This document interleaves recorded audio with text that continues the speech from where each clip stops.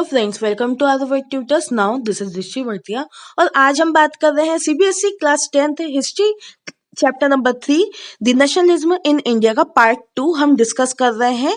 This is one of the important topic. We started the civil disobedience and before civil disobedience हमने part 1 में discuss किया है और आप इसे प्ले लिस्ट में फॉलो करके वहां से आप वीडियो पार्ट 1 का देखकर इसे नेक्स्ट आप पार्ट 2 में ही देखें।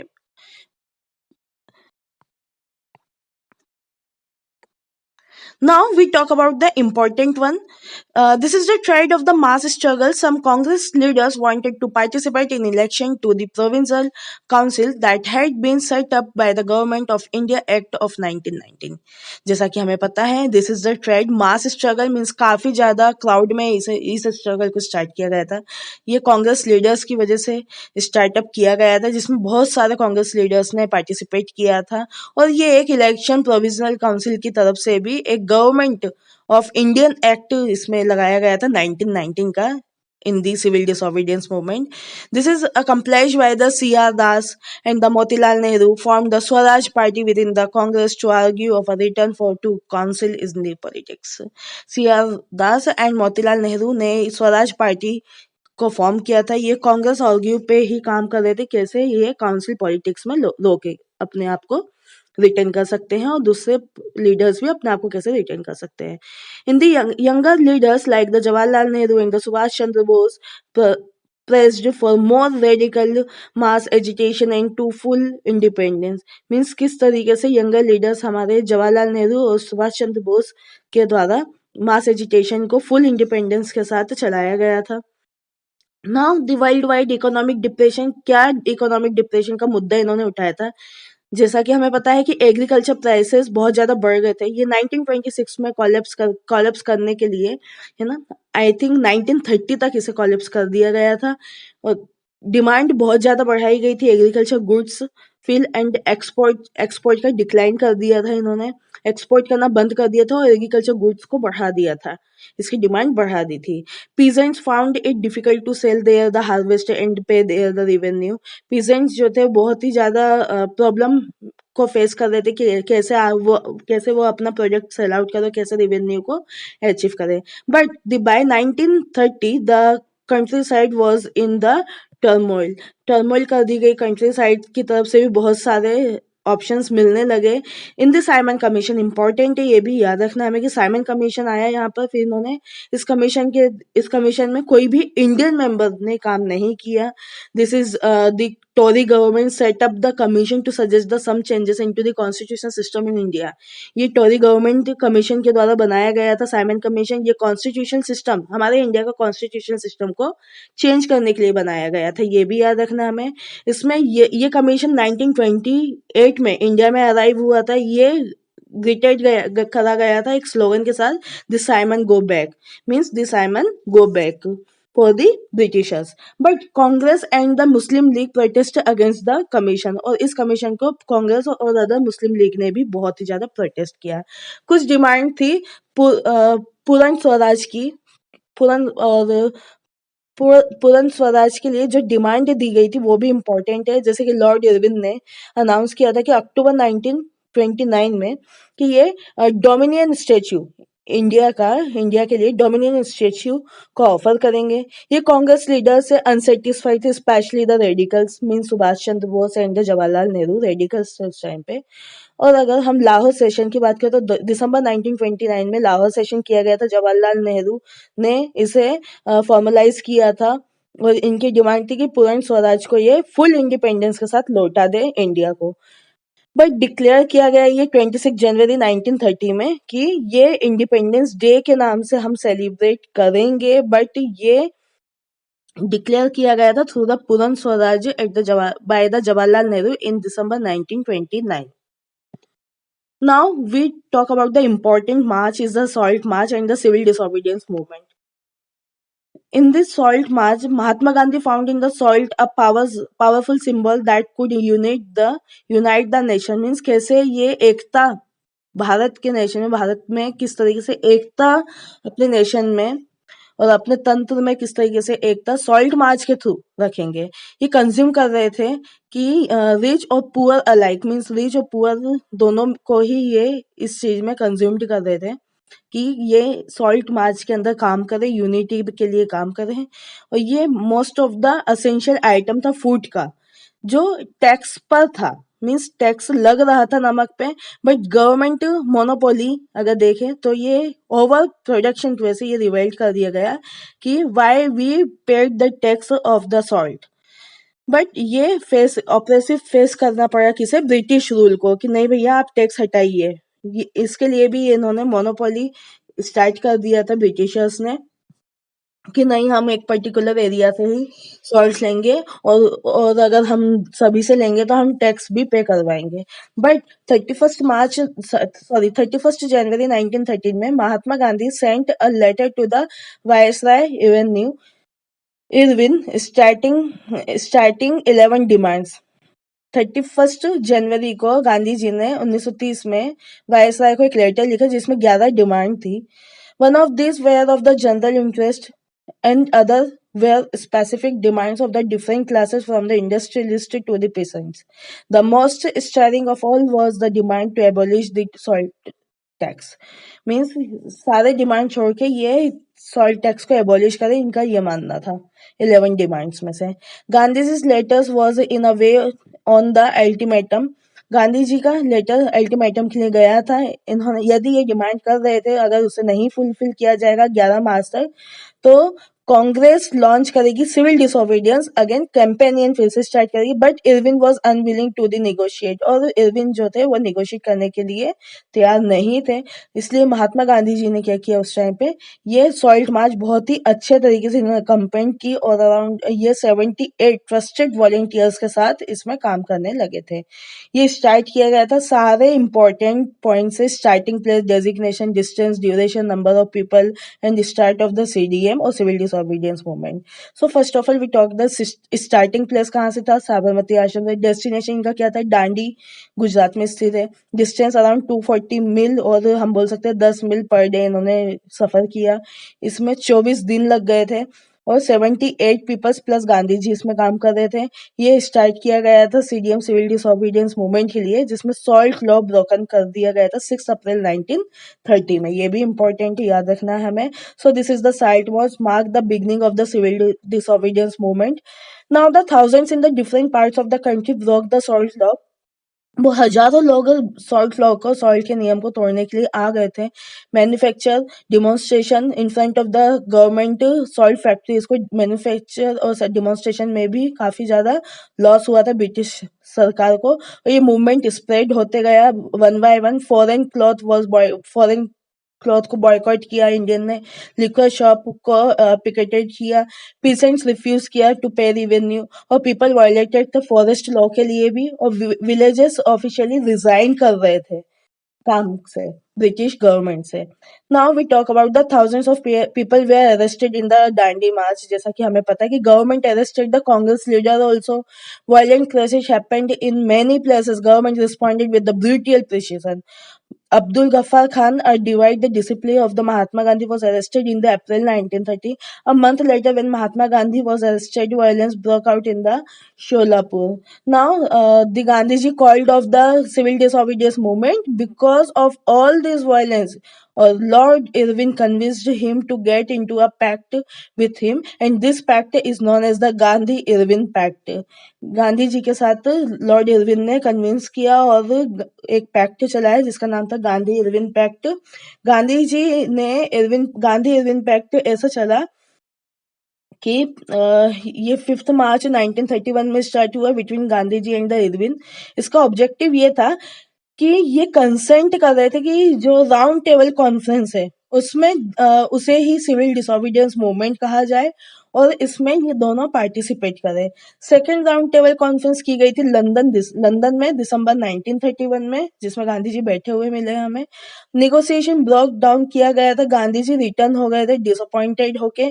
Back in India he discovered that the government has begin a new cycle of the repression with the Ghaffar Khan and the Jawaharlal Nehru were both in jail. जब Gandhi ji return हो गए नाराज होकर तब ये आगे न्यू साइकिल बढ़ाने के चक्कर में गांधी ने फिर से मूवमेंट स्टार्ट किया, लेकिन गफ्फार खान और जवाहरलाल नेहरू को जेल में डाल दिया गया।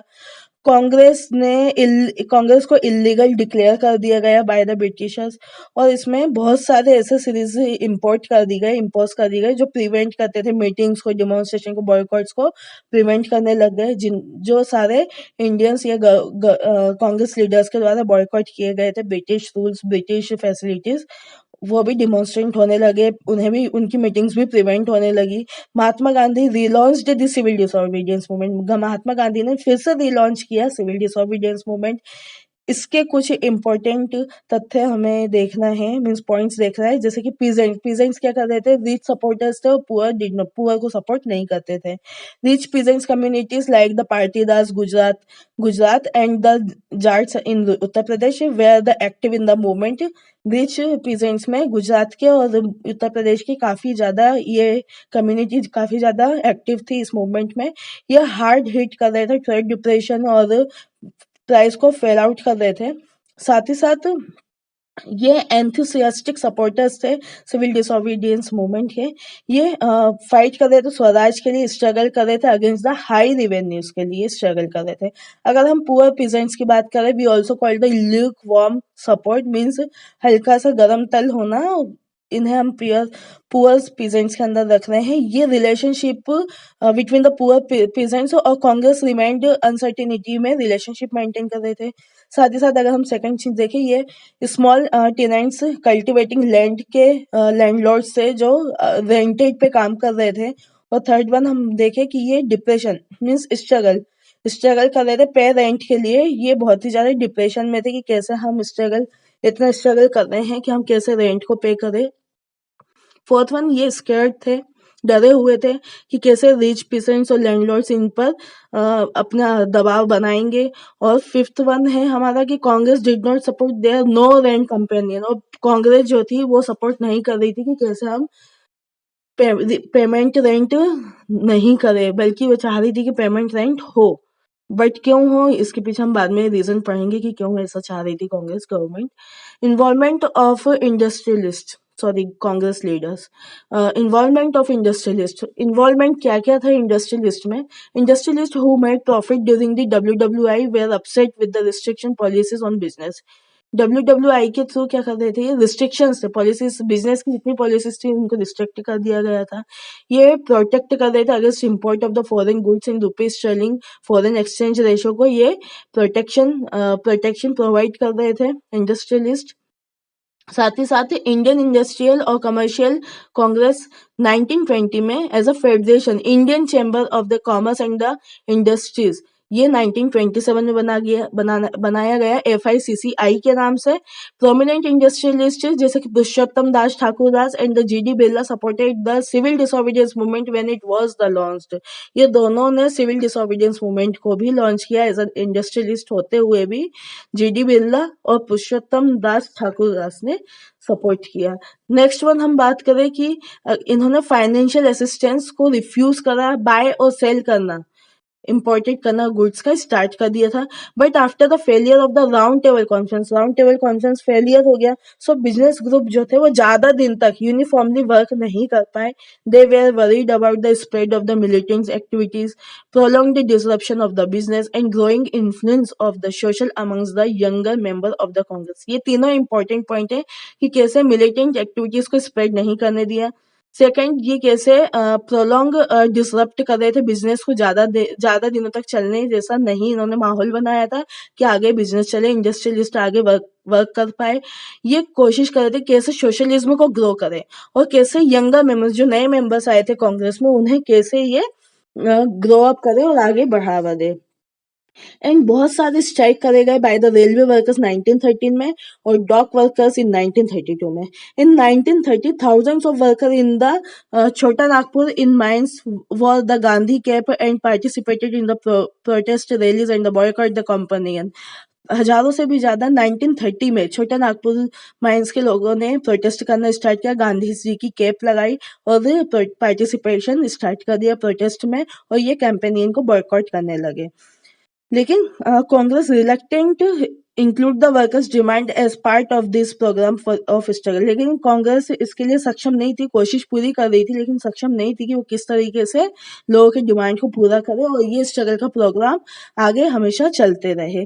But would alienate industrialist and divide the anti imperial forces, है ना, इंडस्ट्रियलिस्ट को बढ़ावा दिया और डिवाइड कर दिया, एंटी इम्पीरियल फोर्सेस को क्या करने लग गए, डिवाइड करने लग गए। नाउ द वुमन पार्टिसिपेशन, क्या वुमन को भी पार्टिसिपेट दिया गया था? हाँ दिया गया था, लेकिन किस फॉर्म में दिया गया था? Participated in protest, the marches, manufacture salt etcetera, even went to jail. Protest women's भी पार्टिसिपेशन करने लगी, प्रोटेस्ट करने लगी और उन्हें जेल भी हुई। Moved by the Gandhi ji call, they began to see the service to the nation as a sacred duty of the women, है ना, पवित्र माना गया कि लेडी से अगर काम करी, सर्विस दे रही है तो कैसे ना कैसे करके उन्हें मूव ऑन करना चाहिए। Gandhi ji was convinced that it was the duty of the women to look after home. Gandhi ji ये चाहते थे कि अगर लेडी से काम करे तो वो अपने घर का काम करने के बाद ही दूसरा काम करे, दूसरे काम में पार्टिसिपेट करे। Congress was reluctant to allow the women to hold any position of authority, और कांग्रेस इस चीज के लिए नहीं थे आते कि किस तरीके से रिलक्टेंट थे कि किस तरीके से कोई भी वुमेन काम करे और एक पोजीशन होल्ड करे अथॉरिटी के अंदर।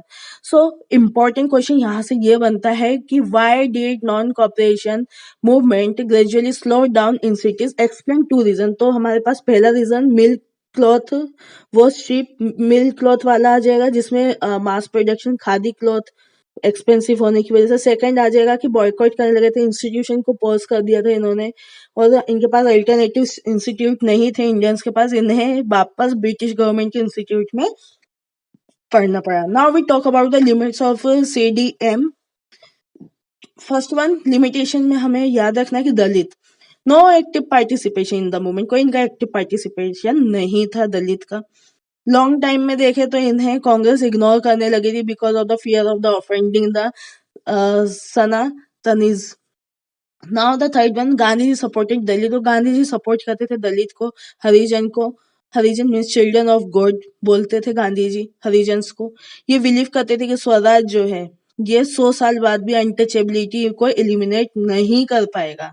सेकंड लिमिटेशन ये था कि डिमांड, ये रिजर्व सीट पर एजुकेशन इंस्टीट्यूट बनाना चाहते थे, जो सेपरेट कर रहे थे, इलेक्टोरेट को सेपरेट कर रहे थे, दलित मेंबर को अलग कर रहे थे लेजिस्लेटिव काउंसिल के लिए। थर्ड थिंग, ये बिलीव कर रहे थे कि पॉलिटिकल एम्पावरमेंट कैसे रिजॉल्व करे, कैसे प्रॉब्लम्स और सोशल एबिलिटीज को रिजॉल्व करे। Now we talk about the doctor BR Ambedkar. ये ऑर्गेनाइज कर रहे थे कि दलित को जो है डिप्रेस्ड क्लास एसोसिएशन में रखा जाए 1913 में। Clash with the Gandhi ji demanding the separate electorate for the Dalit, और इन्होंने गांधी जी के साथ क्लैश कर लिया और ये दलितों के लिए सेपरेट इलेक्टोरेट मांगने लगे। सो इसकी वजह से पूना एक्ट स्टार्ट हुआ था 1932 में। When the British government considered Ambedkar demand, the Gandhiji began a fast unto death, है ना। यहाँ पर ये बोला गया कि गांधी जी को इस के पर्पस में मीन्स पूना एक्ट में डिमांड देना ही पड़ेगा, दलित्स के लिए कुछ करना पड़ेगा। But Gandhi ji believed this would the disintegrate India, लेकिन गांधी जी बिलीव करते थे कि इससे हमारा भारत छिंद हो जाएगा, मीन्स अलग अलग होने के चांसेस बढ़ जाएंगे। But Ambedkar ultimately accepted Gandhi ji position and the result of the Poona pact of September 1932 is, और सितंबर 1932 में दलित्स का रिजल्ट आ गया, मीन्स पूना पैक्ट का रिजल्ट आ गया।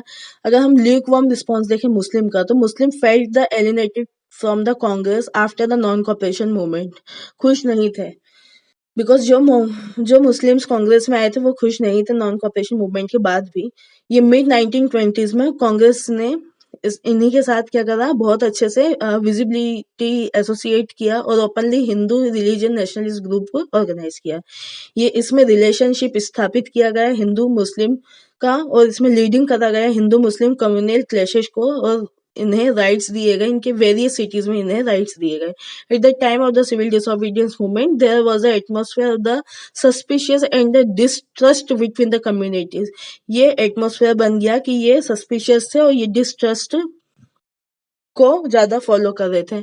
इम्पोर्टेंट वन कि कांग्रेस और मुस्लिम लीग एफर्ट कर रही थी रीनेगोशिएट होने के लिए एलियंस में, बट मुस्लिम लीडर्स जो थे, एम ए जिन्ना, इन्होंने इलेक्टोरेट के लिए बोला और मुस्लिम डोमिनेटिंग रीजन भी मांगा, but was the outrightly turn down by the M R Jayakar of the Hindu Mahasabha providing Hindu Muslim commercial routes. और इसमें कमर्शियल रूट्स भी इन्होंने डिफरेंशिएट कर दिए दोनों ने मिलकर हिंदू मुस्लिम के। अगर हम बात करें, एक्सप्लेन करें लिमिटेशन को सिविल डिसोबीडियंस मूवमेंट के, तो कुछ इंपॉर्टेंट पॉइंट्स हैं, जैसे कि ये पार्टिसिपेट नहीं करना चाहते थे स्वराज के लिए, अगर हम देखें, और कांग्रेस इग्नोर कर रही थी दलित की, but Gandhi ji loving the Dalit because of the children of God. And second one is the from the mid 1920, अगर हम मिड 1920 की बात करें, तो Congress came to be more visibly associated with the openly Hindu religion के साथ, ओपनली रिलीजियस थी। और अगर लास्ट सेक्शन ऑफ मुस्लिम को ये चाहती कि ये एलिनेटेड करे, कांग्रेस से बाहर निकाले। नेक्स्ट वन हम बात करें, ये रिलेशनशिप मेंटेन करना चाह रही थी हिंदू मुस्लिम के साथ, और कम्युनिटी ऑर्गेनाइज करी गई थी रिलीजियसली प्रोसेशन में with the militant favour. Now the important is the sense of the collective belongings. तो हमें याद रखना है कि how does sense of the collective belongings develop, क्या सेंस है कलेक्टिव बिलोंगिंग्स के। फर्स्ट वन, ये एक्सपीरियंस कर रहे थे यूनाइटेड स्ट्रगल के लिए, folklore थे songs and variety of the culture process, history and the fiction, popular prints and the symbols.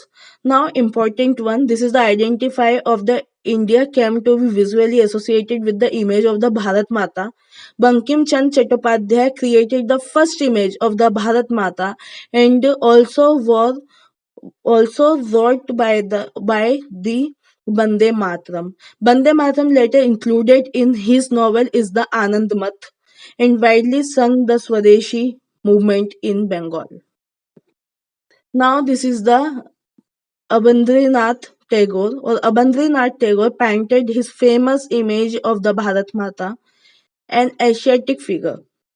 She is calm and composed, divine and spiritual. In later year, image acquired the different forms. This is the Rabindranath Tagore. Began the collecting ballads, nursery rhymes, and the mice. Led the movement for folk revival. And the Natesha Shastri is published the massive 4-volume collection of the Tamil folk tales and the folklore of the southern India. Believed that the folklore was the national literature, the most trustworthy manifestation of the people's real thoughts and the characteristics. Now this is the Vande Matra flag. Swadeshi movement in Bengal, a tricolor flag is the red, green and the yellow, was designed with, and the lotus represented the 8 provinces of the British India and the crescent moon representing the Hindu and the Muslim. Gandhiji had designed the Swaraj flag in 1921. Tricolor is a red, green and the white and had a spinning wheel in the center.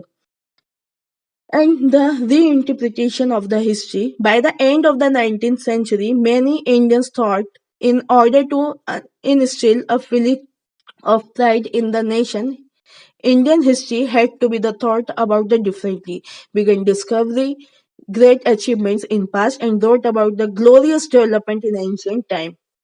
Now this is the conclusion is very important. Apart from the all topics in the nationalism in India, is the growing anger against the colonial government brought together various groups and the classes into common struggle for the freedom. And the Congress under Gandhiji leadership tried to channel people's grievance into the organized movement for independence. The ultimate objective of the everyone was to get freedom from the colonial rule. ये grow कर रहे थे किस तरीके से आप अपने गुस्से को कंट्रोल करके कॉलोनियल गवर्नमेंट का हिस्सा बनते हैं, और बहुत सारे ग्रुप और क्लासेस में हम अपने स्ट्रगल फ्रीडम के लिए जितने भी हमने स्ट्रगल करे उन्हें क्लासिफाई किया गया। कांग्रेस गांधी जी की लीडरशिप में कोशिश कर रही थी कि channel to channel, person to person, ये कैसे अपने ऑर्गेनाइजेशन मूवमेंट को अपने भारत की आज़ादी के लिए अल्टीमेटली यूज करे, और इनका अल्टीमेट ऑब्जेक्ट यही था कि हमें कैसे ना कैसे करके कॉलोनियल रूल बनाना है जिससे लोगों को फ्रीडम मिले। So guys, this is all about the today's important the last part of the nationalism in India. I hope guys आज का वीडियो informative है. So please keep it up and try to complete your exercise in the NCERT textbook. आपको complete करना है for your pre-board or for your board examination of the 10th standard. So guys, this is helpful for you and us. So please try to complete read out and completely summary और note down copy में करना मत भूलना, जिससे important points आप miss ना करें. Date आपको एक एक याद रखनी है, एक एक highlighted point important है, आपको याद रखना है. सो गाइज आई होप आज का वीडियो इन्फॉर्मेटिव. सो प्लीज़ आप मेरे वीडियो को लाइक करें, शेयर करें और सब्सक्राइब करें. बेल आइकन प्रेस करना ना भूलें, जिससे मैं और भी इंपॉर्टेंट अपडेट्स आप तक पहुंचा सकूं. फिर मिलते हैं एक नए इन्फॉर्मेटिव वीडियो के साथ. Stay tuned with the Harvard tutors. Your support is our power. Thank you so much. जय हिंद, जय भारत, धन्यवाद.